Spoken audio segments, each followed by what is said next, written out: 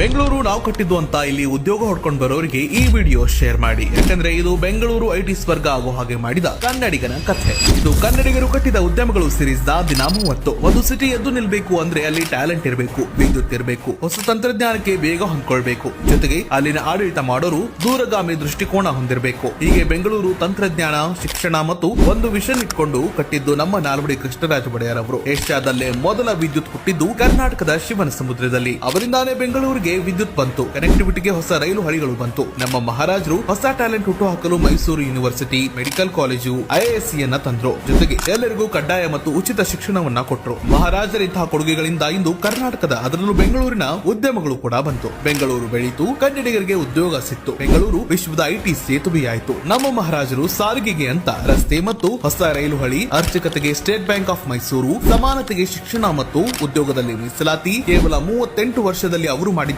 ಬೆಂಗಳೂರು ಇವತ್ತಿಗೂ ಕೂಡ ಬಳಸಿಕೊಳ್ತಾ ಇದೆ ಮತ್ತು ಬೆಳೀತಾ ಇದೆ. ಇದು ನಮ್ಮ ಕನ್ನಡದ ಉದ್ಯಮಗಳು ಸಿರೀಸ್ ನ ಕೊನೆ ದಿನವಾಗಿದೆ. ಮತ್ತೊಂದು ಸಿರೀಸ್ ಜೊತೆ ಮತ್ತೊಮ್ಮೆ ಬರ್ತೀವಿ. ಇಂತಹ ಮತ್ತಷ್ಟು ವಿಡಿಯೋಗಳಿಗೆ ನಮ್ಮ ಪೇಜ್ ಫಾಲೋ ಮಾಡಿ, ಸಪೋರ್ಟ್ ಮಾಡಿ.